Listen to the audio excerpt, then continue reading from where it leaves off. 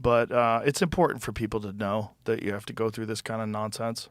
Well, I don't Especially when you think this object, 3I Atlas, is weird. Yeah. It's weird. You know, I served in the Israeli military, and we parachuted, we drove tanks. I was in a special unit that allowed me to finish my PhD at age 24, and then the SDI, the Star Wars initiative of President Reagan, brought me to the U.S. And I remember while serving in the paratroopers that there was a saying that sometimes you have to put your body on the barbed wire so that your friends, colleagues, soldiers can climb over your back. Yes. Oy. And as long as I allow young people to innovate, as long as I attract kids to science, I did my job. It's not about me, you see. It's about humanity getting better. And it will not get better with AI, as we discussed. It could get better with alien intelligence because we will realize that there is something else out there that is more accomplished than we are. Right. So it will serve as a role model. You know, in 1882, Friedrich Nietzsche said, God is dead. And since then, we had a century of modern science and technology where we feel hubris. You know, we are arrogant. We're at the top of the food chain. You know, we go to restaurants, we eat other animals that are less intelligent than we are. But just think about it. If it turns out that we are not at the top of the food chain in the Milky Way galaxy, there is someone more intelligent than us. If that someone comes to visit Earth, will we be served in their soup? I wouldn't think so. I would think there's plenty of other things to eat that aren't intelligent. I mean, that's sort of the deal that we make here. We eat things, but we try not to eat intelligent things, which is not entirely true because we eat a lot of octopus. Yeah, I had this dilemma in octopus Boston. Is quite intelligent. Yeah. And then there's a lot of people in indigenous tribes that really prefer monkey meat. You know, those are human beings that love to eat monkeys. That gets a little weird too. But I don't think they're going to travel all the way over here to eat people. I think if we were that delicious, we would be eating each other a lot more often. No, it's probably a situation where we are just like ants in the cracks of a pavement, and there is a biker passing by. And we are trying to make sounds and, get attention. We think it's about us. It's always about us, according to us. Uh-huh. But it's not about us. Well, it's not about us cosmically. When you take into consideration the vast span of the universe. But if I was an intelligent species and my curiosity led me to explore other intelligent species, and they were far more advanced than us, I think they would find us quite fascinating. That was the argument that I got into with Neil deGrasse Tyson, where he was like, I don't think we're that interesting. Well, right. They would visit us. You have to keep in mind, he's not a practicing astrophysicist. He's not writing scientific papers. I write a paper almost every week. Right. I'm in the trenches doing science. It's very different. It's just like, you have soccer players and you have commentators on the bench, and you can be a commentator, popularize science, but the difference is that as a commentator, you will never score a goal. Well, that's my position as a UFC commentator. I don't get in there and fight people.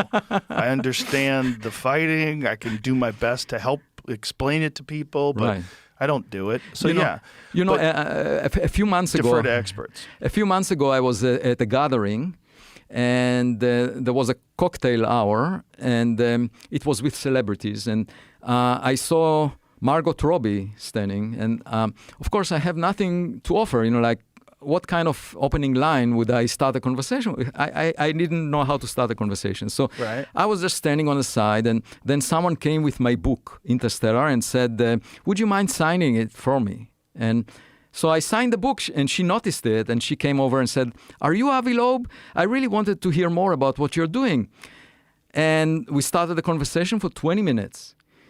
Then I gave my talk, and Jerry Bruckheimer was in the audience. He is one of the most accomplished, you know him.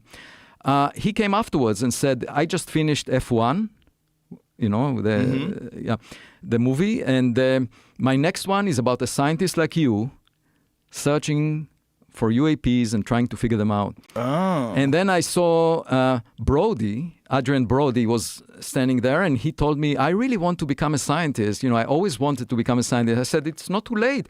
And then I went to Jerry and said, look, he should be your leading actor, because Adrian Look at really you, wanted to making become casting calls. Look at that, figuring it out for them. Interesting. Yeah, I mean, look, science fiction is one of the most popular genres of films ever because everybody has curiosity about it.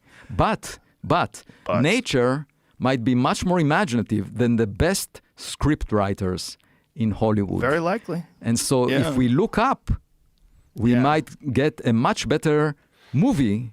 And there is actually the Rubin Observatory funded by the National Science Foundation, Department of Energy in Chile. It was inaugurated in June this year.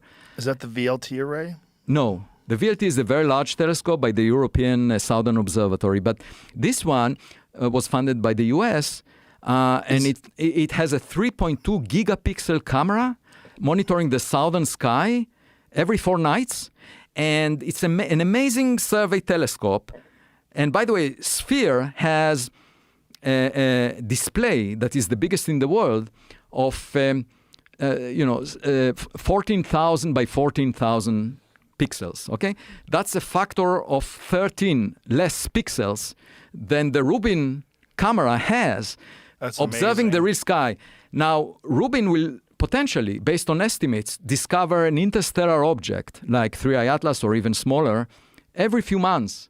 So we are entering a new era where we will have a lot of visitors that we recognize. There might have been traffic all the time that we're not aware of. Probably, right? And my recommendation is to establish an organization. I wrote to the United Nations about it. I wrote also to the International Astronomical Union to establish an organization or committee that would coordinate observations of these objects so we can figure out their nature and make sure, and then of course inform policymakers, politicians, how to respond. Because when you have a visitor to your backyard, you need to respond immediately. It's not like getting a radio signal from tens of thousands of light years away where you have plenty of time to wait. Here you have to do something. And so I hope that they will do that. And actually the International Asteroid Warning Network just 2 days ago announced they will have a campaign looking at 3I Atlas with a lot of observatories on Earth between November 27th and January 27th. So I'm very glad that they decided to do that. They are related to the United Nations. Now, what is it about Chile? Is it the atmosphere? Is it the altitude? As a result of geology, there is this stretch of mountains that was erected. And if you look at the map of Chile, it's sort of lying on a strip. And not only that the peaks reach a very high level so that you have less atmosphere between you and the stars. I mean, the real problem right now is actually Starlink satellites that are artificial lights in the sky. And we have to subtract them off because there are, there will be tens of thousands of those. Right. We're trying to avoid city lights by going to these mountains, and then we have city lights in the sky. But other than that, it's less atmosphere, so it's good to be high up.